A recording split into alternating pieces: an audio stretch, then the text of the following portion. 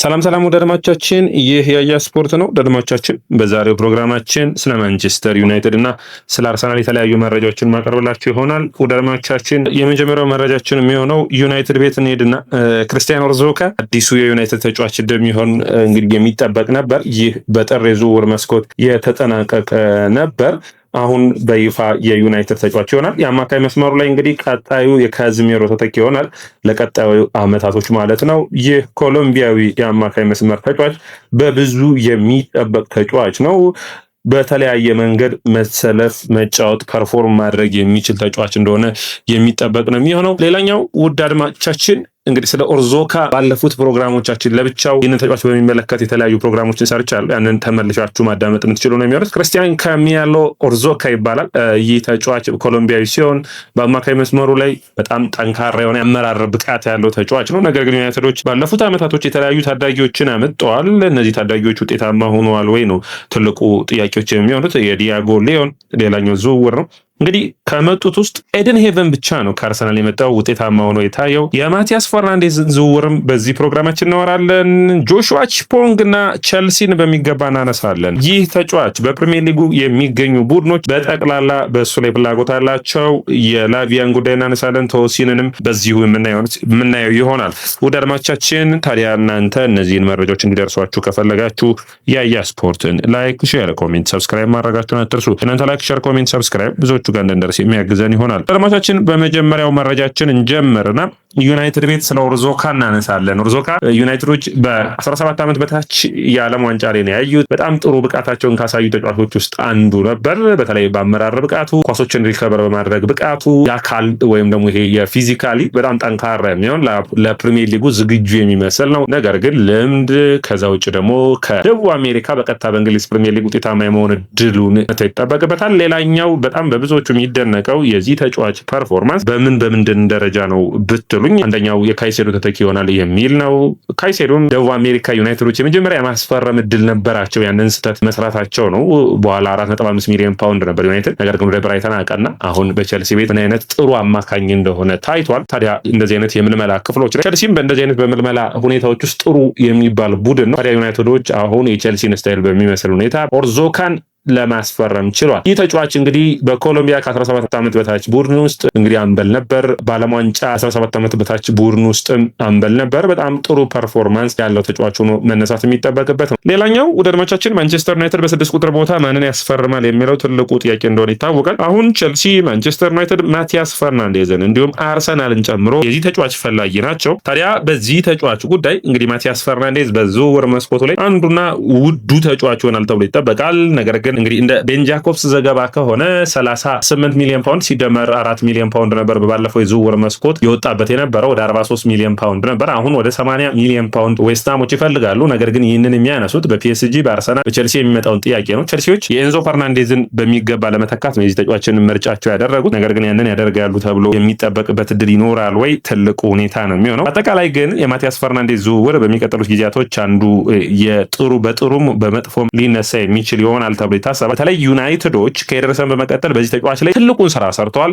ተጫዋቹን በማሳመን ተዛዎች ተጫዋቹን ወደ ዩናይትድ ምርጫውን እንዲያደርግ ከአርሰናል ከሌሎች ቡድኖች በተሻለ ፒኤስጂ የዚህ ተጫዋች ፈላጊ ስለሆነ ዝውውሩ እስከ 70 ሚሊዮን ፓውንድ የመጠናቀቅ እድል ይኖረዋል። እንግዲህ ድርድሮቹ በሚቀጥሉት ጊዜያቶች አንዱ የሚጠበቅ ይሆናል። በጣም ጥሩ ክህሎት ካላቸው ተጫዋቾች ውስጥ አንዱ ነው ማቲያስ ፈርናንዴዝ። በተለይ በረጅም ኳሶች በኩል በ6 በ8 እና በ10 መጫወቱ ተመራጭ ያደርገዋል። ቸልሲ የኤንዞ ፈርናንዴዝን መልቀቅ ይሆናል። ኤንዞ ፈርናንዴዝን ሊተካባቸው ከሚፈልጋቸው ተጫዋቾች ውስጥ አንዱ ነው። ጥሩ ፐርፎርማንስ ያለው ተጫዋች ነው እንግዲህ በክህሎት ረገድ። ነገር ግን በኤንዞ ፈርናንዴዝ ደረጃ ያለ ነው ወይ ለቸልሲ በተለይ በቀጥተኛ ወይም ደግሞ ተመሳሳይ የሆነ ልዋጭ ሊሆን የሚችል አይመስለኝም። የተሻለ ልምድ ያለው ተጫዋችን ለኤንዞ ፈርናንዴዝ ተተኪ አድርጎ ማምጣት እንጂ በማቲያስ ፈርናንዴዝ የሚተካ ኤንዞ ፈርናንዴዝ አለ ብዬ አላስብም። በሁለቱ መካከል የፕሪሚየር ሊግ ልምድ፣ የዓለም ዋንጫ አሸናፊነት በሚገባ ልዩነት ሆኖ መቅረብ የሚችል ነው። አድማቻችን በቀጥታ ወደ ሌላኛው የቸልሲ ዝውውር እንሂድ። ጆሹዋ ቺፖንግን ይመለከታል። ቺፖንግ ቸልሲ በዘንድሮ ውድድር ዓመት 17 ጨዋታዎችን ብቻ ነው መጫወት የቻለው። 1 ጎል አስቆጥሯል። ነገር ግን በሚሰጠው ጊዜ በጣም ደስተኛ አይደለም። ታዲያ ይህንን ተጫዋች በቀጥታ ንግግሮችን ማድረግ የፈለገው ከዣቪ አሎንሶ ጋር ነው። ዣቪ አሎንሶ እንግዲህ ጁን 1 ጀምሮ ስራው ላይ ጀምሯል። ይህንን ተከትሎ ታዲያ በቡድን ውስጥ ሊቆዩና ሊለቁ የሚችሉ ተጫዋቾች ጋር ንግግሮችን አድርገዋል። አቺምፖንግ አንዱና ተመራጭ ተጫዋች ነው። አቺምፖንግ ሁሉም ቡድን ነው የሚፈልገው ማለት ይቻላል። ፒኤስጂ፣ ማድሪድ፣ ዩናይትድ፣ ሲቲ፣ ባየር ሙኒክ፣ አርሰናል ሁሉም ቡድኖች ይህንን ተጫዋች በሚገባ እያዩት ይገኛሉ። ምክንያቱም በፈለከው የተከላካይ መስመር ላይ የመሳተፍ ብቃቱና የተጫዋቹ አቅም የመድረስ ፐርፎርማንሱ ከፍተኛ መሆኑ በሚገባ ይታያል።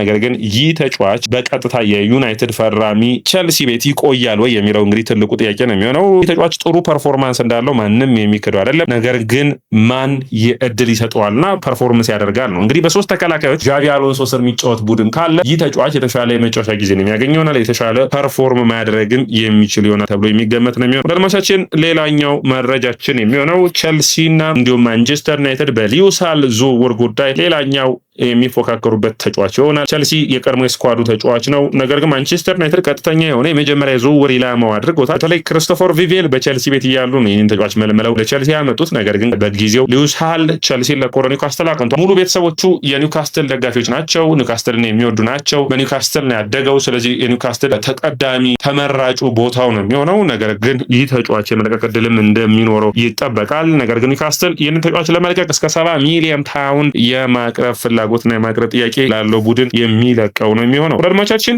ሌላኛው መረጃችን የሚሆነው በዚህ የዝውውር መስኮት ላይ ዩናይትድን የሚመለከት ነው። ወሳኙ የዝውውር ምዕራፋቸው ሊሆን የሚችለው አንድሬ ኦናናን የሚመለከት ነው። ይህ ግብ ጠባቂ እስካሁን ድረስ የዩናይትድ ተጫዋች ነው።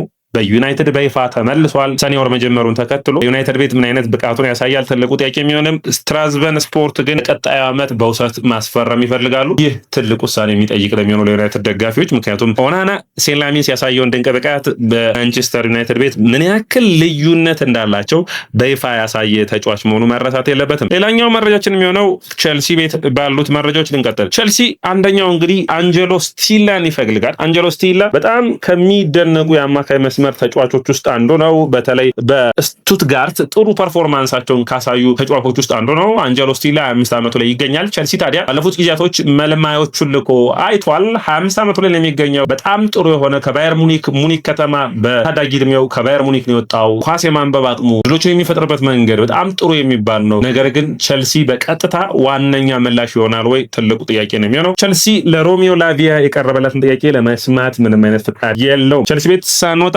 ሌሎች ሁለት መረጃዎችን ላቀርብላችሁ። ቶሲን እንግዲህ በተጫዋቾች በመመረጥ ደረጃ በተጫዋቾች ፐርፎርማንስ ደረጃ ይህ ተጫዋች በቸልሲ ቤት የተሻለ ድልን የማግኘት ባይኖረውም ነገር ግን በቀጥታ ተጫዋቹ ከቡድኑ ጋር ከስብስቡ ጋር የመቆየት ድል ይኖረዋል። ምክንያቱም ከስብስቡ ጋር ያለው ጥምረትና በስብስቡ ውስጥ ያለው ተወዳጅነት ይህንን ተጫዋች እንግዲህ በቸልሲ ቤት እንዲቆይ ሊያደርጉት የሚችሉበት ድል ይኖራል። ሌላኛው መነሳት የሚጠበቅበት ኩኩሬላ ነው። ኩኩሬላን ለማንሳት የማይቻል ነው የሚሆነው። ኩኩሬላ አሁን ቸልሲን መልቀቁ እርግጥ እየሆነ የሚመጣ መስሏል። ነገር ግን ዣቪ ሙከራዎችን እያደረገ ነው ስብስብ ውስጥ እንዲቆይ።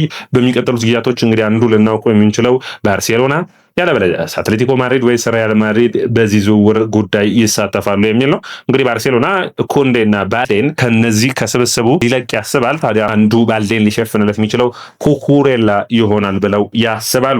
ወደ አድማጮቻችን ሌላኛው መረጃችን የሚሆነው እንግዲህ ዣቪ በስብስቡን በሚገባ ማደስ ይፈልጋል። ነገር ግን ስብስቡ መጀመሪያ የሚለቁ ተጫዋቾች ላይ ማተኮር እንደሚፈልግ አንዱ የሚጠበቅ ነው የሚሆነው። ወደ አድማጮቻችን የስፖርት ነው። የስፖርትን ላይክ፣ ሼር፣ ኮሜንት፣ ሰብስክራይብ ማድረጋችሁን አትርሱ። የናንተ ላይክ፣ ሼር፣ ኮሜንት፣ ሰብስክራይብ ብዙዎቹ ጋር እንደርስ የሚያግዘን ነው የሚሆነው።